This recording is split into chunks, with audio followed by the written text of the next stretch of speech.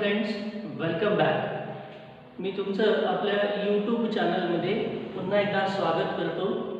या आधीच्या व्हिडिओमध्ये आपण पिरियॉडिक टेबलची हिस्ट्री डिस्कस केलेली आहे, ज्यामध्ये आपण Lavoisier classification, Prout hypothesis, Dobereiner's triad, Newlands law of octaves, Lothar Meyer curve आणि टेल-युरिक हेलिक्स इतकं डिस्कशन आपण केलेलं आहे।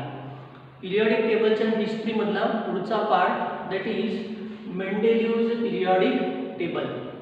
पिरियॉडिक टेबलच्या टोटल हिस्ट्रीमध्ये जर आपण ऑब्झर्व केलं तर रिमार्केबल कॉन्ट्रीब्युशन जर कुणी दिलं असेल तर दॅट इज दिमित्री मेंडेलिव्ह, आणि त्यानं जो स्वतःचा पिरियॉडिक टेबल डेव्हलप केला त्या पिरियॉडिक टेबललाच आज आपण म्हणतो मेंडेलिव्हज पिरियॉडिक टेबल।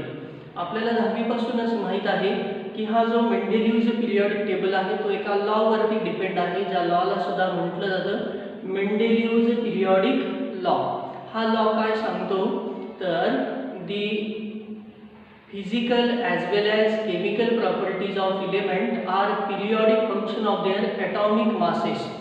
म्हणजेच सोप्या भाषेमध्ये कुठल्याही एलिमेंटच्या ज्या प्रॉपर्टी आहेत त्या कशावरती डिपेंड असतात तर ते त्या एलिमेंटच्या प्रॉपर्टीवरती डिपेंड असतात, आणि याच लॉचा उपयोग करून मेंडेलिव्हनं जो पिरियॉडिक टेबल डेव्हलप केला तो तुम्हाला आता समोर या बोर्डवरती तो पिरियॉडिक टेबल दिसतोय। हा जो पिरियॉडिक टेबल आहे हा शिकताना आपण 3 पार्टमध्ये शिकणार आहे। या पिरियॉडिक टेबलचे आपण आधी फीचर्स बघणार आहे, त्यानंतर या पिरियॉडिक टेबलचे आपण मेरिट्स बघणार आणि शेवटी त्याचे डीमेरिट्स बघणार। मग बघूया की मेंडेलिव्हचा पिरियॉडिक टेबल नक्की काय आहे। आता आपण बघितलं की मेंडेलिव्हचा पिरियॉडिक टेबल ज्या लॉवरती बेस्ड आहे त्या लॉलाच म्हटलं जातं मेंडेलिव्हज पिरियॉडिक लॉ। काय सांगतो तर एलिमेंटच्या प्रॉपर्टी ह्या ॲटॉमिक मासवरती डिपेंड असतात। मग मेंडेलिव्ह या सायंटिस्टनं काय केलं तर जसं जसं ॲटॉमिक मास इन्क्रीज होईल तसं एलिमेंटची अरेंजमेंट केली। अरेंजमेंट करताना आणखी त्यानं काय केलं तर element having similar property are arranged in a same group. म्हणजे पिरियॉडिक टेबलमध्ये एलिमेंटना त्यानं अरेंज करताना horizontally as well as vertical arrangement केली। मग हॉरिझॉन्टल आणि व्हर्टिकल अरेंजमेंट केल्यानंतर मेंडेलिव्ह हा पहिला सायंटिस्ट होता की ज्यानं सगळे element at a time classify करून दाखवले। मग या पिरियॉडिक टेबलचं पहिलं फीचर असं आहे all the 63 elements were classified। all 63 elements are present in this periodic table। हे पिरियॉडिक टेबलचे हा पहिलं वैशिष्ट्य आहे। दे दुसरं वैशिष्ट्य काय आहे तर एलिमेंट्स आर अरेंज्ड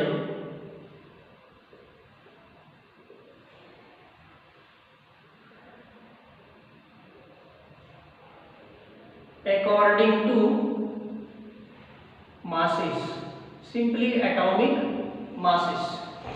या पिरियॉडिक टेबलचं तिसरं वैशिष्ट्य असं आहे की पिरियॉडिक टेबलमध्ये जो हॉरिझॉन्टल रो होता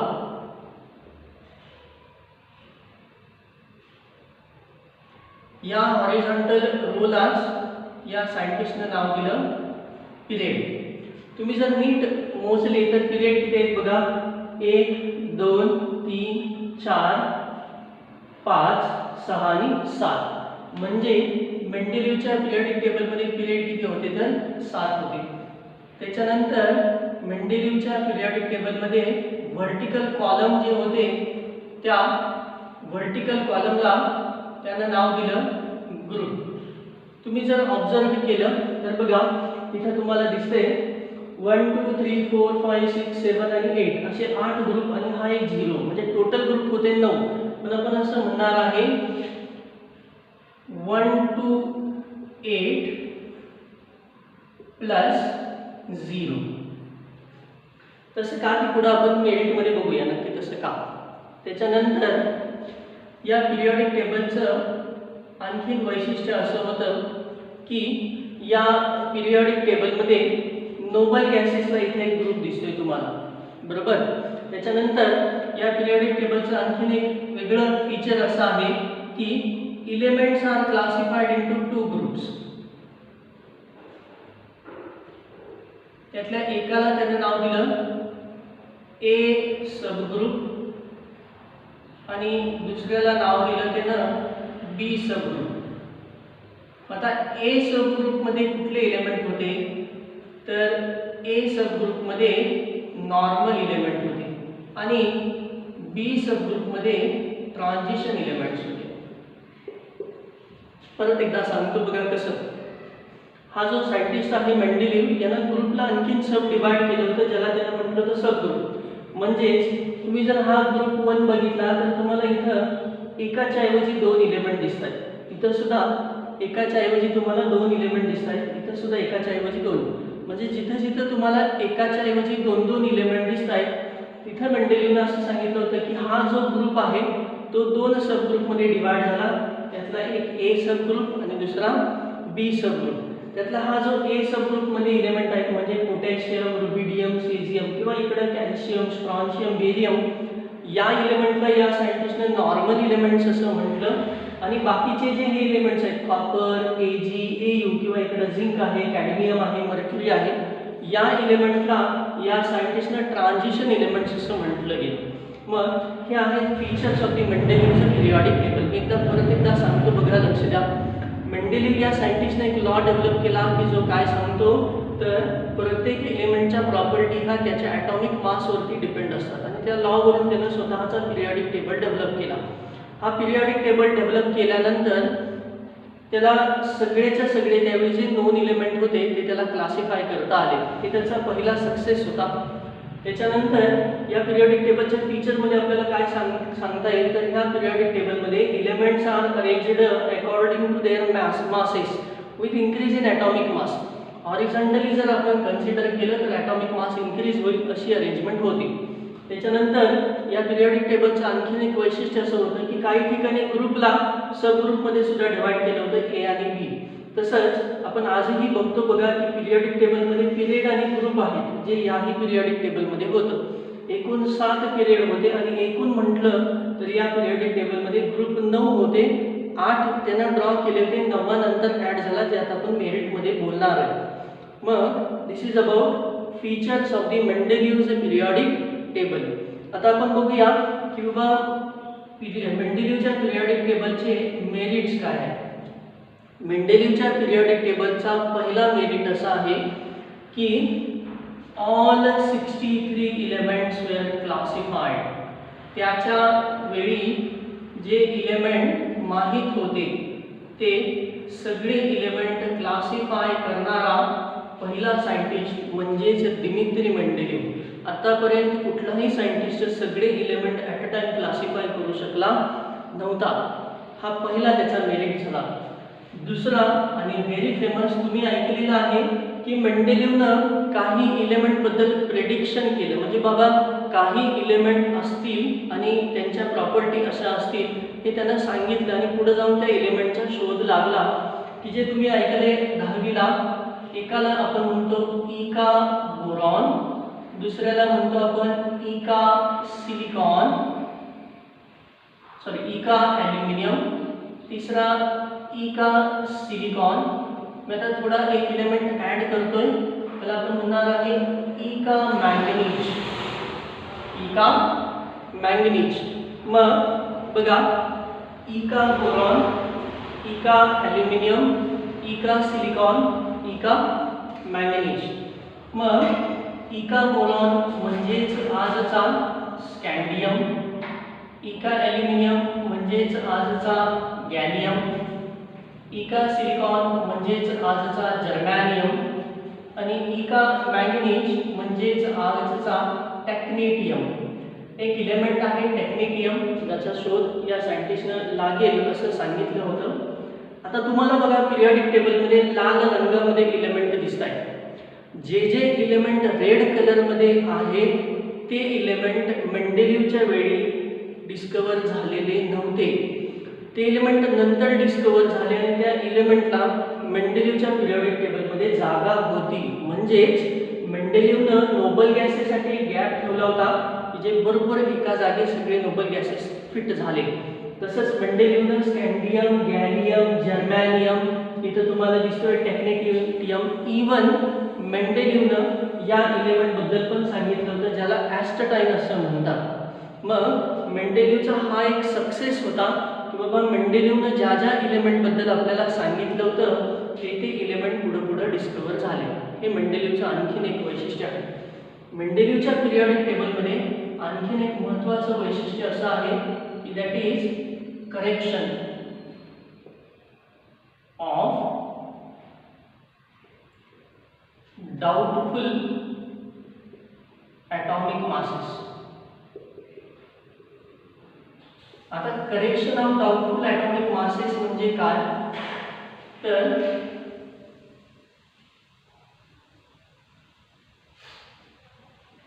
तुम्हाला इथं बेरिलियम दिसतोय बघा.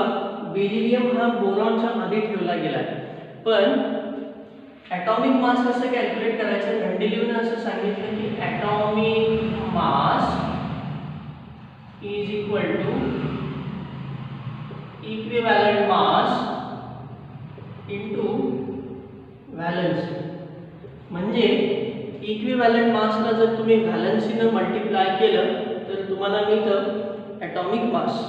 मग आधी असं होतं की बाबा हा जो बेरिलियम आहे त्याचा ॲटॉमिक मास पकडलं जायचं 13.5. हे 13.5 कसं यायचं, तर बेरिलियमचं इक्विव्हॅलंट मास होतं 4.5 आणि बेरिलियमची व्हॅलन्सी पकडली जायची 3 आणि मग ह्या 3 ह्याला मल्टिप्लाय केलं की मास याचं 13.5. तुम्ही 10वीला बघितलंय बघा की हा जो मेंडेलिव्ह आहे त्यानं आपला पिरियॉडिक टेबल काढताना किंवा हा पिरियॉडिक टेबल शोध लावला त्यावेळी त्यानं 2 गोष्टींचा विचार केला होता. इलेमेंटच्या ऑक्साईडचा एक विचार केला होता आणि त्यानं इलेमेंट्सच्या हायड्राइडचा एक विचार केला होता. म्हणजे जो कोणी इलेमेंट तो कन्सिडर करेल त्याचं ऑक्साईड आणि हायड्राइड तो कन्सिडर करायचा, त्याच्यावरून तो व्हॅलन्सी शोधायचा. त्याच्यानंतर असं लक्षात आलं की हा जो बेरिलियम आहे त्याची व्हॅलन्सी 3 नसून ती व्हॅलन्सी 2 आहे. मग व्हॅलन्सी 2 असेल असा विचार केला की बरोबर मग 4.5 इंटू 2 इज इक्वल टू 9 की जे ॲटॉमिक मास लेस दॅन बोरॉन होतं आणि मग बरोबर बेरिलियम इथं फिट झाला. जर ॲटॉमिक मास 13.5 असा विचार केला ना तर ते बोरॉनपेक्षा जास्त होत होतं. बेरिलियम इथं कुठेतरी ठेवावा लागत होता की ज्यामुळे ह्या पिरियॉडिक टेबलची सिमेट्री डिस्टर्ब होत होती.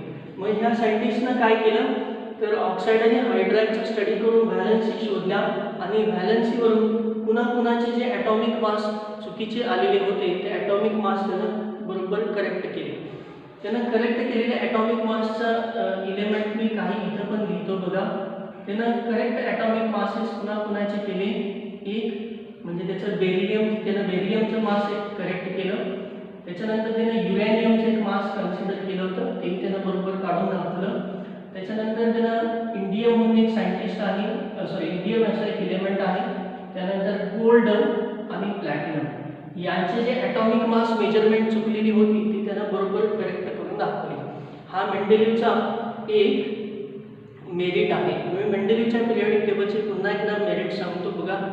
बऱ्याचदा याच्यावरती क्वेश्चन येतात. All the 63 elements were classified. He predicted certain element and their properties which were discovered. Ica boron, Ica aluminium, Ica silicon, Ica manganese, scandium, gallium, germanium आणि technetium अशी एलिमेंटचा परत शोध लागला.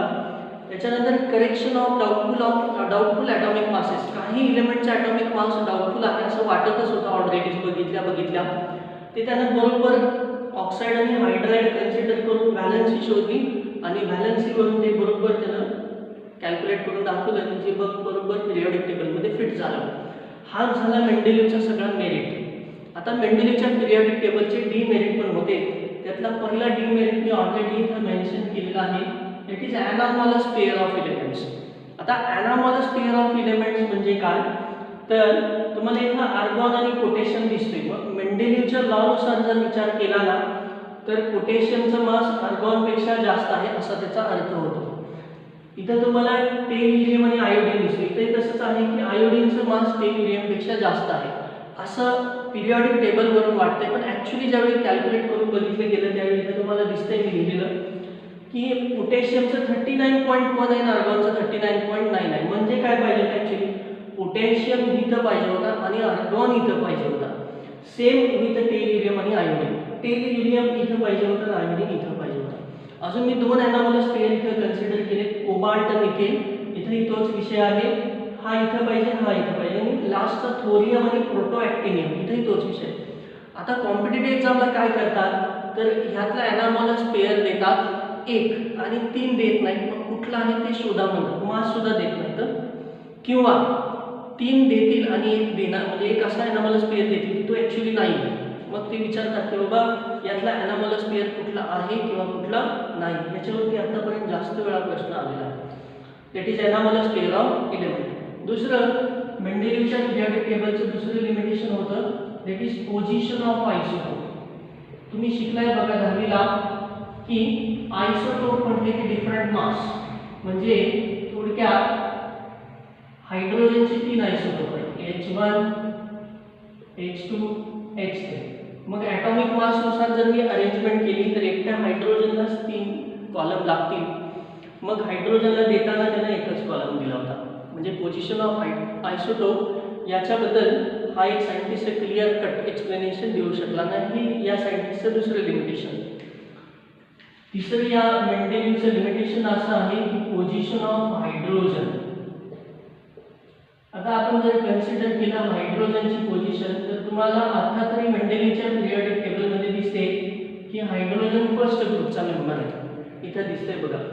ॲक्च्युली हायड्रोजनच्या काही प्रॉपर्टी ह्या फ्लोरीन, क्लोरीन, ब्रोमीन, आयोडीन यांच्याशी सुद्धा मॅच करतात. म्हणजे हायड्रोजन जसा यांच्याशी प्रॉपर्टीमध्ये सिमिलॅरिटी दाखवतो तसं तो यांच्याशी सुद्धा दाखवतो. म्हणजेच हायड्रोजन हा फर्स्ट ग्रुपचा मेंबर पण आहे, तसंच हायड्रोजन यातल्या 7th ग्रुपचा मेंबर पण आहे. मग नक्की हायड्रोजन कुठल्या ग्रुपचा मेंबर आहे हे क्लिअर कट मेंडेलिव्ह सांगू शकला नाही. मेंडेलिव्हचं तिसरं लिमिटेशन असं आहे, चौथं लिमिटेशन असं आहे, दॅट इज लाईक एलिमेंट्स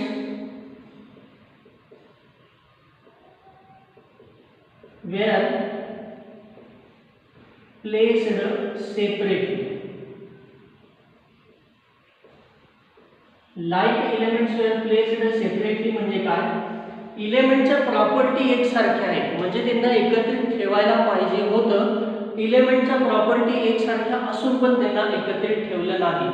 आता त्यामध्ये कोण आहे, तर त्यामध्ये इलेमेंटच्या प्रॉपर्टी एकसारख्या असणाऱ्यांमध्ये कॉपर आहे, झिंक आहे, इवन हा Au आहे, त्यानंतर प्लॅटिनम आहे. हा इथं Au आहे, इथं प्लॅटिनम आहे. ॲक्च्युली Au आणि प्लॅटिनमच्या प्रॉपर्टी एक्झॅक्टली सिमिलर आहेत, पण दोघांना ठेवताना पूर्णपणे लांब ठेवले गेले. म्हणजे प्रॉपर्टी सिमिलर असून सुद्धा एलिमेंट लांब लांब ठेवले गेले. हा एक त्याचा डिमेरिट. आणि शेवटीचा डिमेरिट, डिफरंट एलिमेंट